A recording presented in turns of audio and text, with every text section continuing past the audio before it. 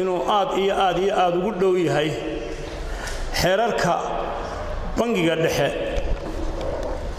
uu ku ilaalinayo hay-adka baananka tijaariga aan idhaahday baananka tijaariga kula daynaan baanan tijaariya halkan oo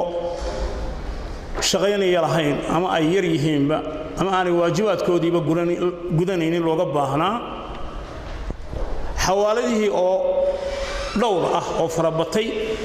in sidii baanka loo kontroolaa waa bulshada danteeda bangiguna inuu aad u kontroolu u ilaaliyo waa danta bulshada danta qaranka weey waxaan oo dhan looga jeedaa bank uga jeedaa central bank uga jeeda bal inuu inflation kan iyo lacag bal inuu dollarkii gacanta marun isagoo ku qaban karayo way haduu dollarka gacanta isagoo ku qabto banku ku qabto dollarka maalintaas inflationka isaga amraya marka inflationka taas dhici weyday marka tan maanta anigu aad baan u raacsanahay inuu sidan u soo qoro anigoo waxba ka bedelin waxoogaa yar mooyaane sida oo banku u soo qoray baan ku raacsanahay waxaana fiicnay maanta aan akhriyo mar hore ma akhriyin laakiin waxaad moodaa in xeerkani ina dhaafo markii xawaaladuhuba ay yimaadeen oo lagu kontroolo xawaaladihii maanta waa laga duwaynay baan yihiin oo waxaa la yidhi deposit ma qaban kartaa oo banku baa deposit qaban karaya ama ahna ma bixin kartaa waa xawaaladu markaa waa transfer ama dibadda ha u gudbinayo ama gudaha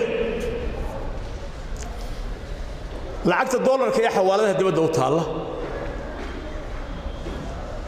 ama the major currencies kaba ama ha noqoto Guinea ama ha noqoto Dashmark ama dollar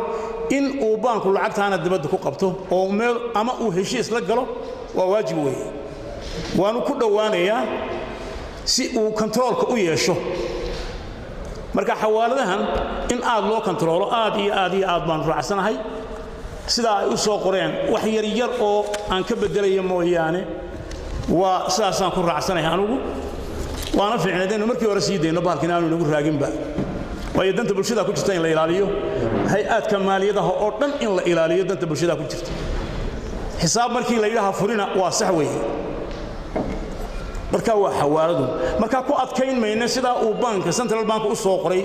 haday deposit tahay haday waxaan leeyahay ruqsadda tahay fiiskeeda cusboonaysiinta waxa soo dhanta ajnabi sidaas aan ugu taa ku raacsanahay waana wax fiican weeye shan qodob oo yar baan anigu wax ka yara bedelaya markaan isu eegay isbedelka iyo kaabistan ay ku sameeyeen gudidu intaana taageerina magacyadan ujuuro waan ku arkay xagga banka ujuuro iyo fariisin iyo markaynu malcaamada galaynaaba waxa la qaadan jiray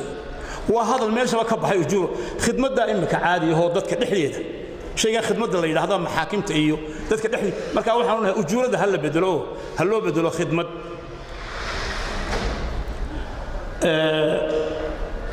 taasaan ka oran lahaa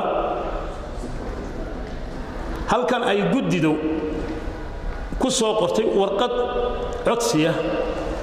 bankuna uu ka dhigay formka waa applicationka uu buuxsanayo markuu furanayo xawaaladu ay furanayso halkaana waxay arji u qaadan waayeen garan maayo arji baa more commonly arji buu qoray arji baa la qoray maxkamadda hadda arji soo qoraa lagu qoray maxkamadda hadda marka inaga daaya in formka iyo warqadan ay gudiduba sheegtay oo hal laga dhigo maxay arji hal laga dhigaan soo jeedinay anigu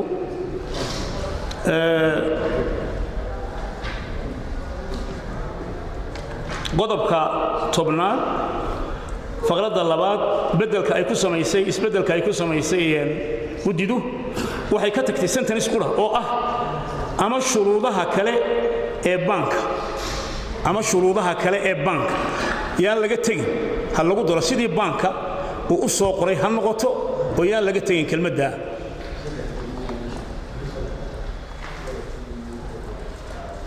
ayaan soo jeedinayaa anigu sidii banka uu u soo jeediyay waayo shuruudaha kale ee uu banku soo saaro waxa weeye mar walba isaga dhibaatada uu la kulmayo ee uu kala kulmayo xeerkan fulintiisa xawaaladu markay fulinayaan marka waxa weeye meel walba waa inuu isagu had iyo goor awood u yeesho inuu bedelo ama dhimo ama saraysiyo qodobka labaad waa qodobka 14aad waa arintayda labaad waa shan meelood baan anigu eegaya arintayda labaad oo qodobka 14aad ku saabsan waa markay shirkadu kacdo anigu waxaan lahaa halka xidhitaanka shaqada xawaalada ha laga dhigo headingka waa headingka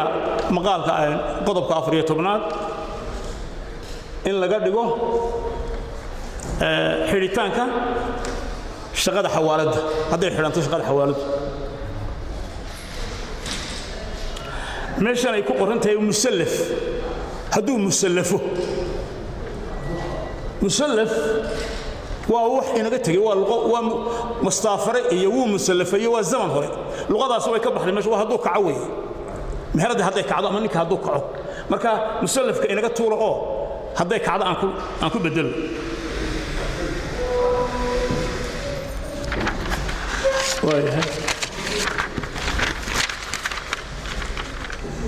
hanti dhowrka guddida waxay halkan ku soo saartay certified auditor bay ku qortay meesha bangigu wuxuu soo qoray audited financial statements audited financial statements waa ninkan audit gareeyay baa certified marka looma baahna in halkan la certified auditor looma baahnaba kol hadduu audited bay yahay asagaa saxiixaya waana nin caan ah oo la garanayo hadduu internal hay'adaha dhan waxay leeyihiin internal auditor iyo external marka internalku uu sii diyaar garanaya external auditorka marka haddii la yiraahdo audited financials ayagaas asagaa saxiixaya waana ku dhantahay halkan laga tuuro certified auditorka la iska daayo ay halka dambe ka gadaneen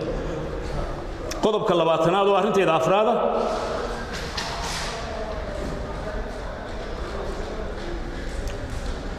qodobka 20aad waxaan anigu soo jeedinayaa sidii banku u soo qoray in loo daayo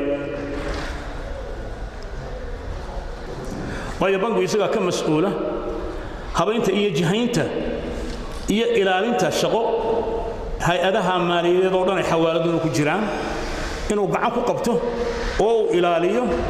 waa waajib weeye sidiisii ha loo daayo ay u qorayd ee banku u soo gudbiyay aan ku talin lahaa arintayda shanaad oo qodobka 21aad kormeerka sida banku soo qoray in loo kormeero oo wuxuu baadho ha loo daayo qodobka 17aad ee ay guddidu sheegtay wax kale uu ka hadlayaa waa kaydinka recordka shanta sanadood ee ay u qoreen waa wanaagsan tahay saasaana caalami oo caadi ah marka kaala sida qodobkaana ha loo raaco sidii uu ku soo qotay bank